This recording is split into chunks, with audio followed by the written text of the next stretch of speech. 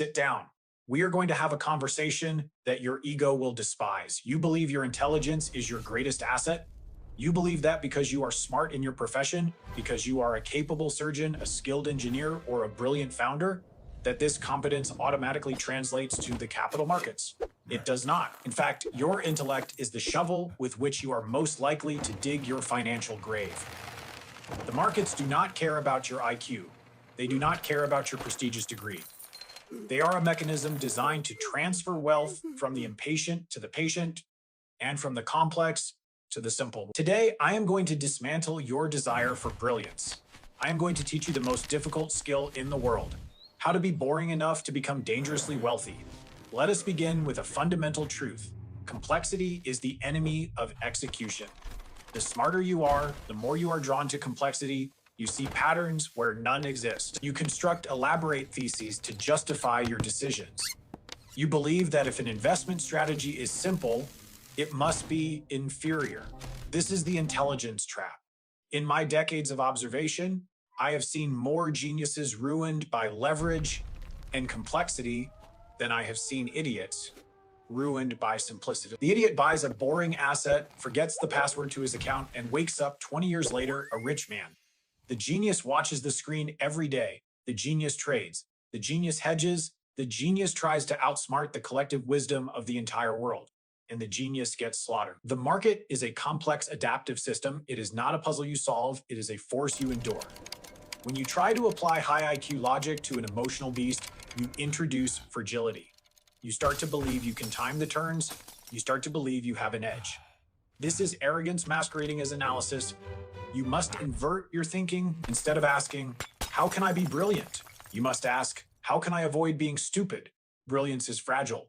Stupidity is robust. If you can eliminate the standard errors, overtrading, chasing heat, panic selling, you do not need to be brilliant. You simply need to survive while the geniuses kill themselves. Your intelligence is useful for your career, but in the markets, it is a liability. It makes you bored with what works. It makes you crave the dopamine of the new. You must kill that craving. You must reject the need to feel smart in exchange for the result of being rich. Let us discuss the mathematics of ruin. Most of you are obsessed with the upside. You look at a potential investment and you calculate how much you can make. This is the thinking of a gambler, not an owner. I do not care about the upside. The upside takes care of itself. I care about the downside. I care about the zero. In probability theory, an absorbing barrier is a state that, once entered, cannot be left. In finance, that state is zero. If you have a sequence of returns, 10%, 20%, 15%, and then you hit a negative 100%, the entire chain is invalidated.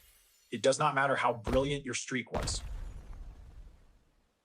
Zero multiplied by anything is still zero. To build a dynasty, you must first study how to die and then never go there. This is inversion.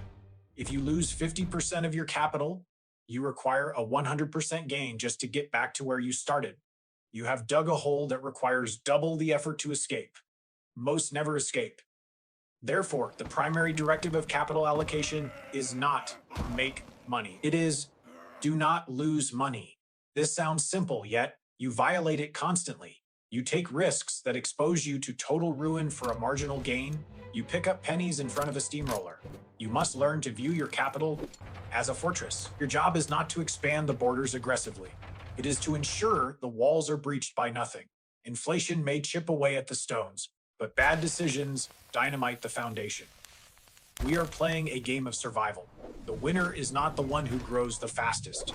It is the one who remains standing when the dust settles. Eliminate the risk of zero and the compounding will handle the rest. If you are leveraging to get rich faster, you are inviting the zero into your house. If you are finding this advice underwhelming, good. That is the point. Excitement is the sensation of risk entering your portfolio. If your investing feels like a thriller movie, you are gambling. Real investing is closer to watching a tree grow. It is agonizingly slow, it is boring. And that boredom is the fee you pay for the returns you seek. I call this the boredom premium. The market is an efficient mechanism for transferring wealth from those who need action to those who can endure stasis. You feel the need to do something. You read the news, you see the volatility, and your biological imperative is to react, to fight, or to flee. But the master does neither. The master waits, the master sits on his hands. This ability to do nothing is rare. It is a superpower in an age of constant stimulation. Consider the sniper versus the machine gunner. The amateur sprays bullets, hoping to hit something, wasting ammunition, revealing his position. The sniper waits. He waits for days. He waits in the mud, in the rain, perfectly still. He takes one shot. That is how you must allocate capital. You are not paid for the frequency of your decisions. You are paid for the magnitude of your correctness and the duration of your holding. When you buy a great asset, your work is done. The rest is just waiting. If you cannot handle the boredom, you will invent reasons to sell. You will invent reasons to buy something inferior. You will interrupt the compounding process because you cannot sit still in a room alone. You must train yourself to detach your dopamine receptors from your financial actions. If you want entertainment, go to the circus. Do not look for it in your brokerage account. The human brain is wired for arithmetic progressions. We understand linear growth 1, 2, 3, 4, 5. We evolved to track herds of antelope, not compound interest tables. We are blind to geometric progressions 2, 4, 8, 16, 32. This blindness is why you are impatient. You look at the early stages of compounding and it looks pathetic. You save, you invest, and the needle barely moves. You think something is wrong. You think you need a catalyst, so you interrupt the process. Let me give you the classic riddle.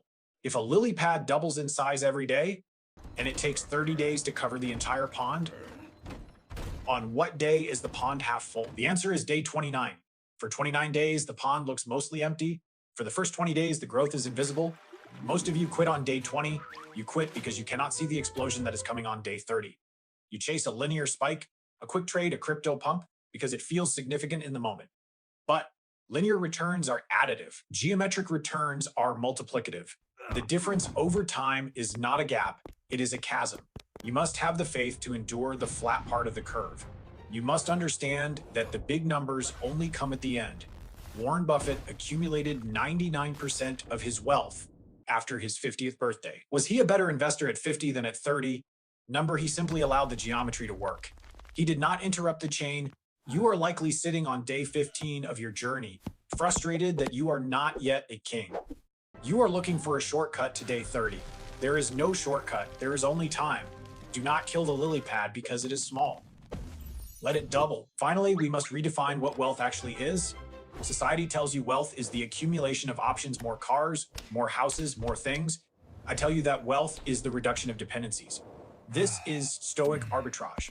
It is the gap between what you have and what you need. Most men try to widen this gap by increasing what they have. This is hard and often out of your control. The rational man widens the gap by decreasing what he needs. This is entirely within your control. If you require $50,000 a month to maintain your lifestyle, you are fragile, you are a slave to your cash flow, you must take high risks to feed the machine. But if you are content with little, you become indestructible. You can endure bear markets that would bankrupt your neighbor. You can hold assets forever because you are not forced to sell them to buy bread. This is the ultimate moat. It is a psychological moat. When you lower your burn rate, you increase your survival rate, you gain the ability to play the long game because you are not desperate for short-term wins. The market smells desperation. It hunts the leveraged and the needy. By needing less, you become invisible to the predators of the market. You achieve a state of fuck. You not by having $1 billion, but by having a lifestyle that no market crash can threaten. This is the only freedom that matters. Not the freedom to buy, but the freedom from needing to buy. Construct a life that is cheap to run, and you will find that your capital compounds faster than you ever imagined, simply because you stopped bleeding it dry.